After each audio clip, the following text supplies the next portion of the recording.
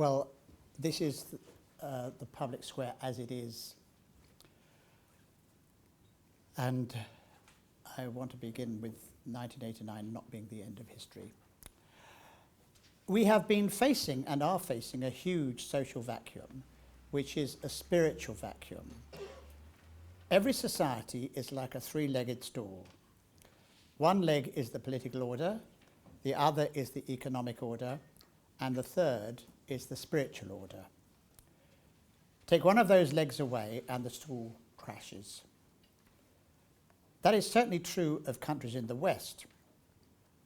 And the utter folly of the post-1989 world and the end of the Cold War against the Soviet Union and its Marxist allies was this: the belief by emerging global elites that we had reached the end of history. The evolutionary eschaton had arrived in 1989. That, the end of history, was the title of an article for the journal The National Interest in the summer of 1989 by Francis Fukuyama. He writes, "In it, I argued that a remarkable consensus concerning the legitimacy of liberal democracy as a system of government had emerged throughout the world over the past few years, as it conquered rival ideologies like hereditary monarchy, fascism, and most recently, communism. More than that, however, I argued that liberal democracy may constitute the end point of mankind's ideological evolution and the, quote, final form of human government, and as such constituted the end of history, quotes.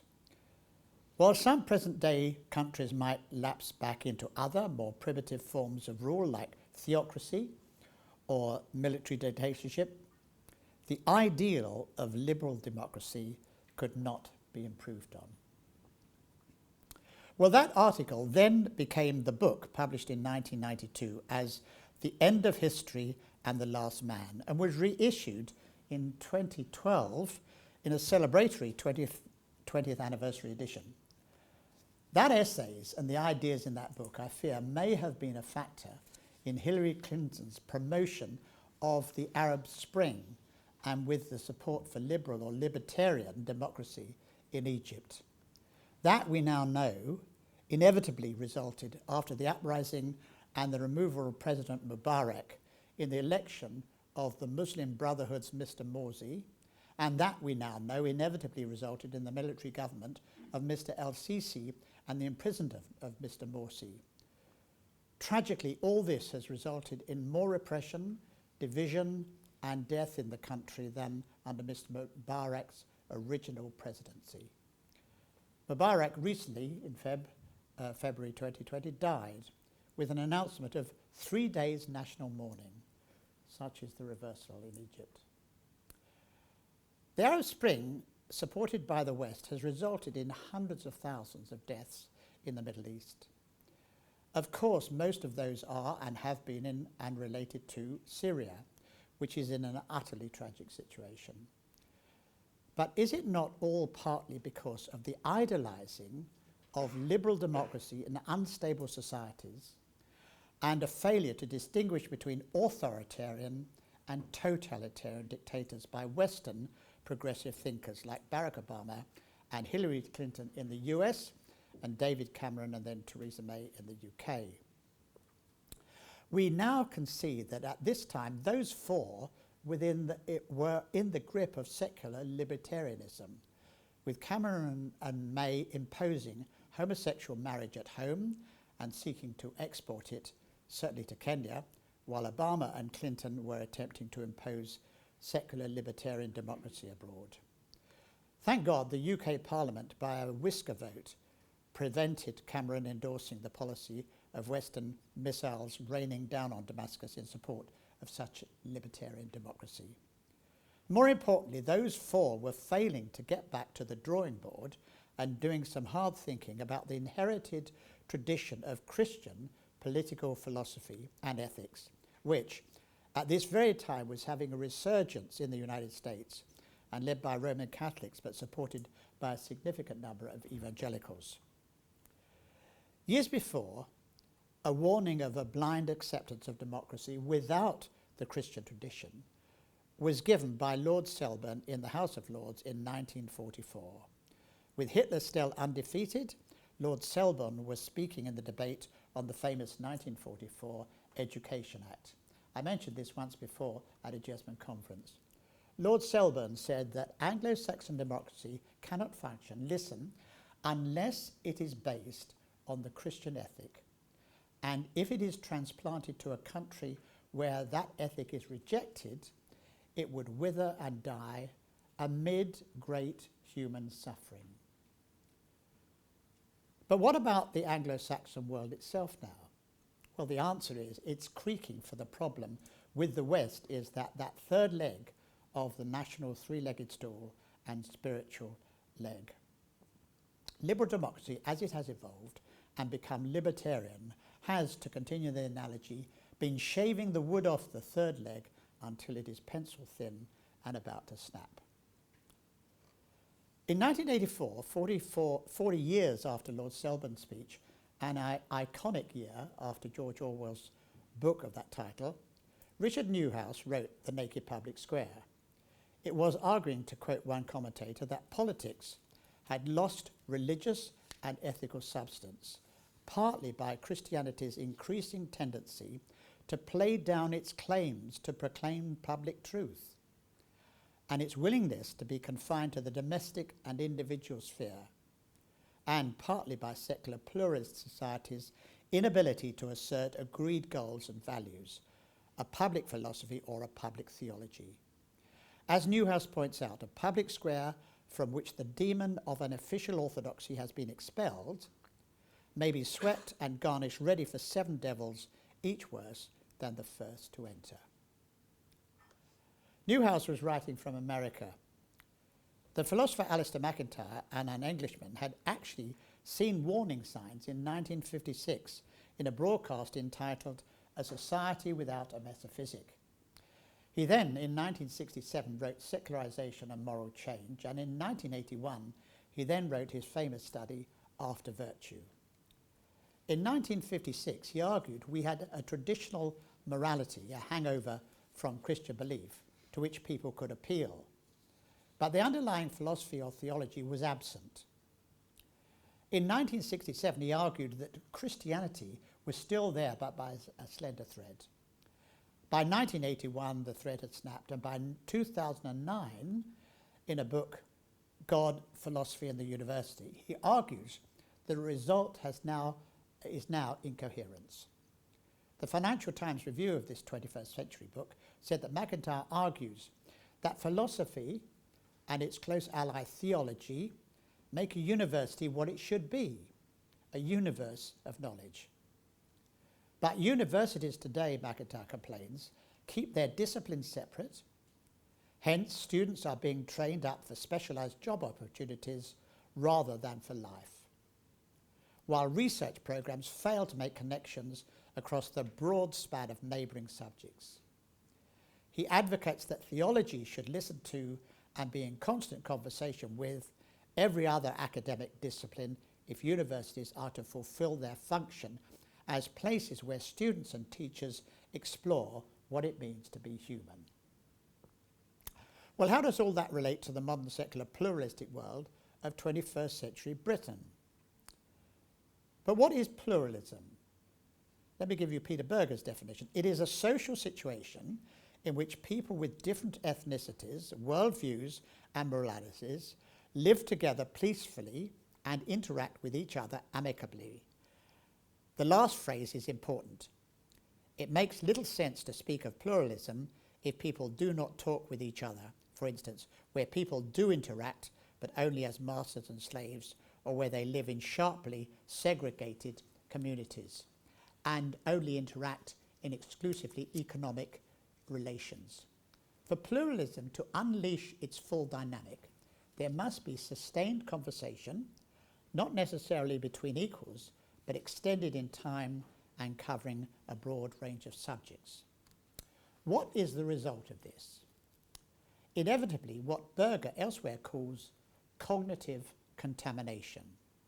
By the way, this is also relevant for the discussions going on in the General Synod under the title Living in Love and Faith, with the aim of good disagreement.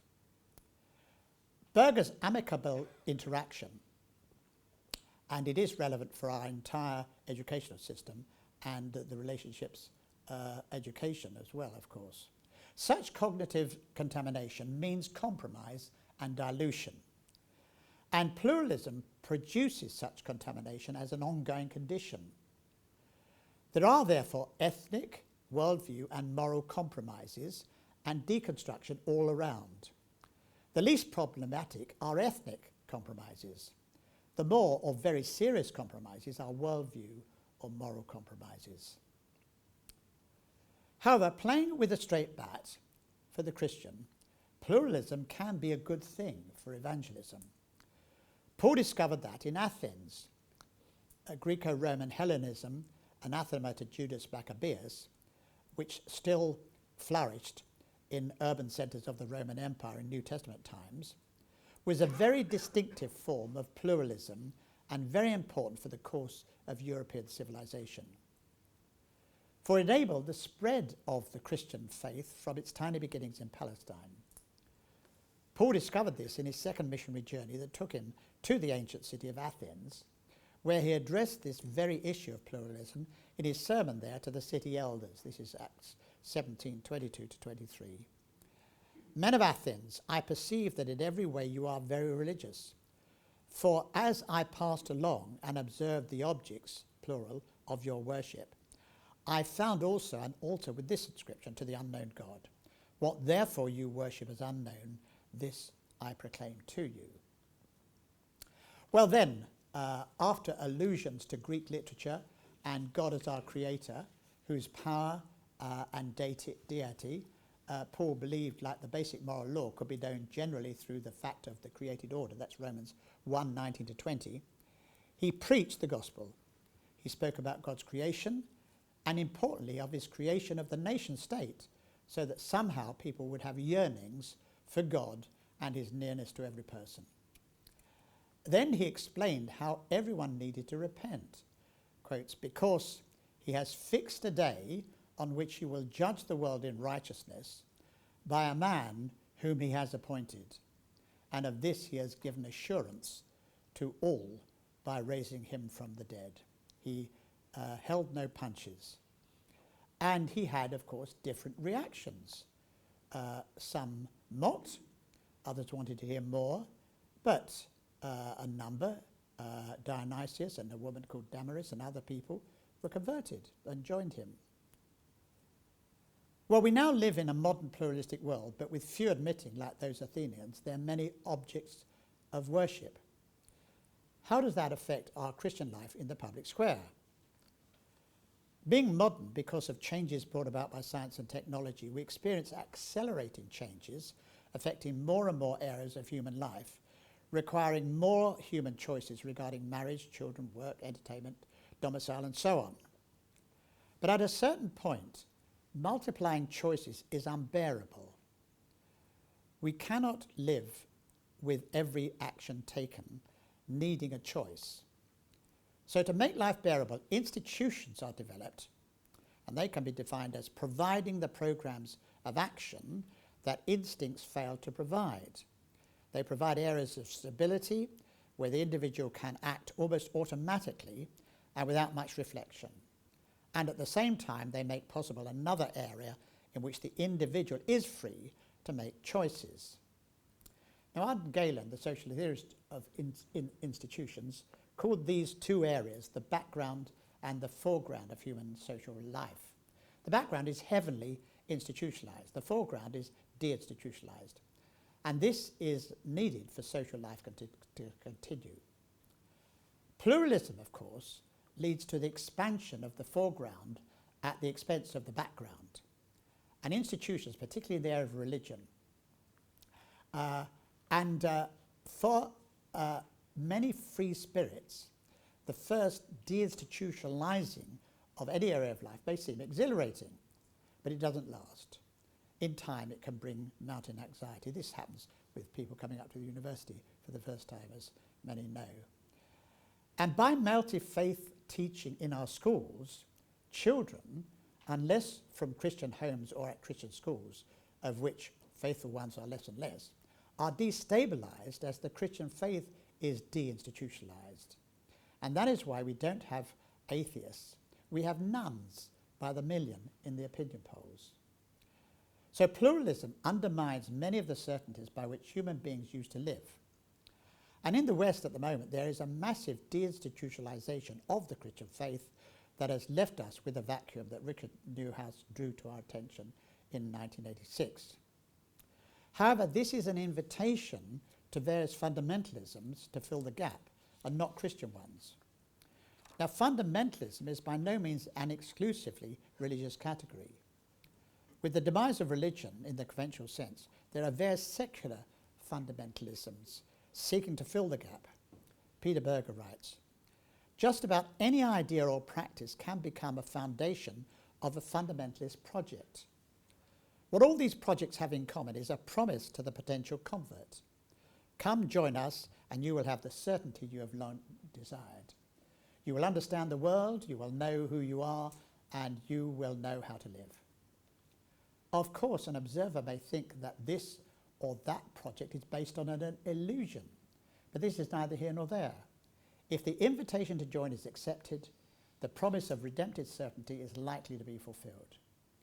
If you are willing to accept the cognitive and normative assumptions of the project, and if you can continue to do so over time, you will indeed live with a new sense of conviction. But this sense will be vulnerable as compared to the tranquil conviction of pre-modern humanity. A closer look at reactionary fundamentalism will make this clearer. There is a great difference between the tradition in the West, the Christian tradition, and any neo-traditionalisms. For pre-modern human beings, worldview and value systems are taken for granted, and no reflection or decision is necessary. Of course, there may be strictures directed against outsiders, but people firmly rooted in a tradition can afford a certain amount of tolerance to those who don't share the tradition. Neo-traditionalists cannot afford such tolerance. For them, the tradition is not simply given, they have chosen it, and they cannot forget this. Consequently, they may loudly affirm their new tradition, just as the genuine pre-modern person once did, but there will be an undertone of uncertainty that makes for a very different situation. Such fundamentalists are aggressive in the same measure as they are vulnerable. And this is true of the ideology that is homosexual fundamentalism, and sadly the ideology that is climate change fundamentalism too, both of which seem to have become new religions for too many people. Of course, many people with homosexual temptations need help, and of course there is climate change. The genuine debate aggressively denied is over carbon, which the Club of Rome in 1989 needed as a human cause. Now, may I say something about the Club of Rome and secularism? The Club of Rome, of course, is a symptom of our problems. In 1968, a group of 30 individuals from 10 countries, scientists, educators, economists, humanists, industrialists, and national and international civil servants, gathered in Rome. I quote from the foreword to their 1972 report, The Limits of Growth. They met at the instigation of Dr. Aurelio Pecci, an Italian industrial manager, economist, and man of vision, to discuss a subject of staggering scope. Listen, the present and future predicament of man. Out of this meeting grew the Club of Rome, an invisible college some called it.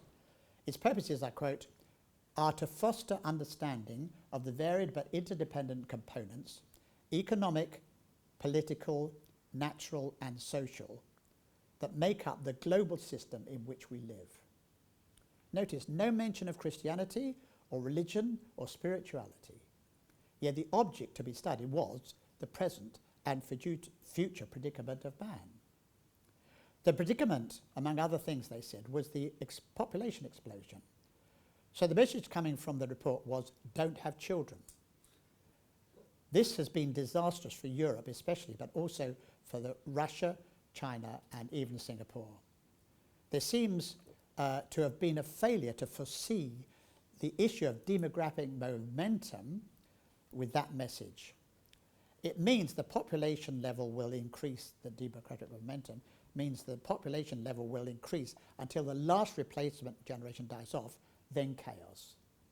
In China, it will be for one-child families, one person being economically responsible for 7 people, him or herself, 2 parents, and 4 grandparents. Then, in 1991, the Club of Rome published the second report, The First Global Revolution. This was dealing with the modern world in the light of the Berlin Wall coming down and all else that took place in 1989. There's much good in the report.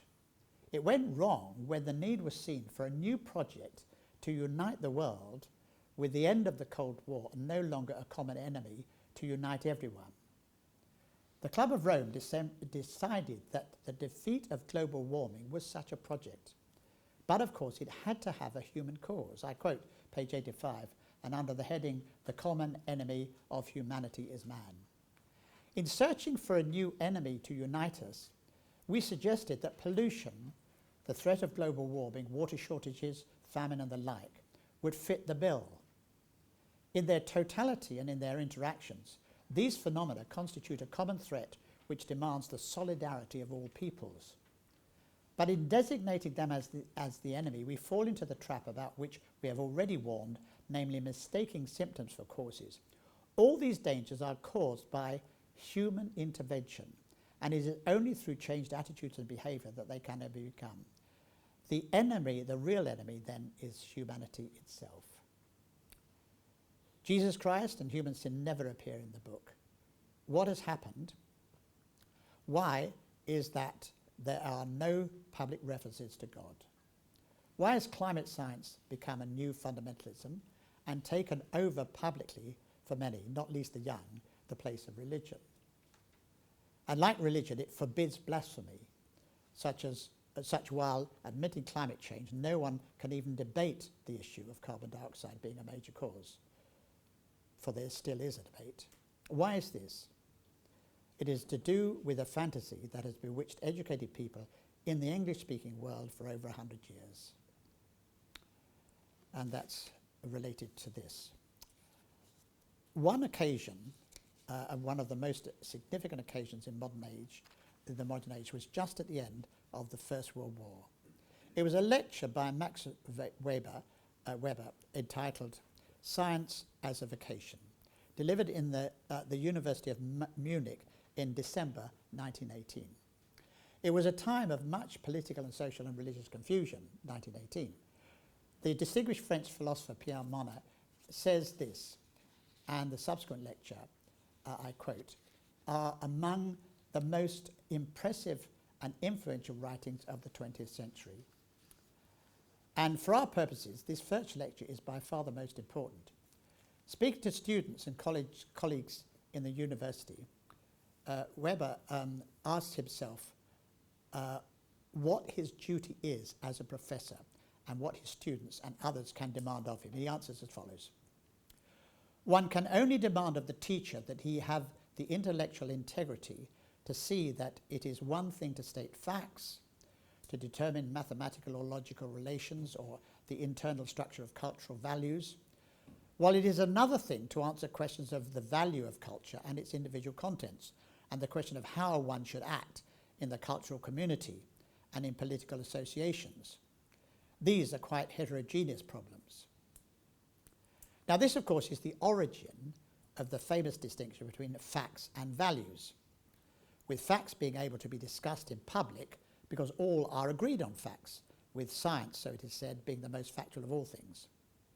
And these facts are public truths. But values are what we think about facts, whether they are good or bad, desirable or undesirable, and so on. Therefore, it is said, these depend on our judgments, which are not provable, so need to be private truths. Take the fact of the waterfall. Is it beautiful or not? Do we not say beauty is in the eye of the beholder? So its beauty can be a public truth. It can't be a public truth in the same way we can say that the composition of the waterfall, being of H2O, is a public truth.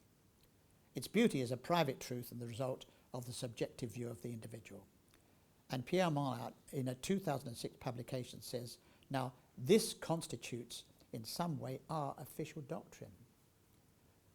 And this is why fundamentally God, in any meaningful sense, has now been excluded from the public square in the West as a reason for any public action or policy. Only utilitarian arguments are felt to be legitimate. Well, these issues we'll be discussing in the next session, or I will be.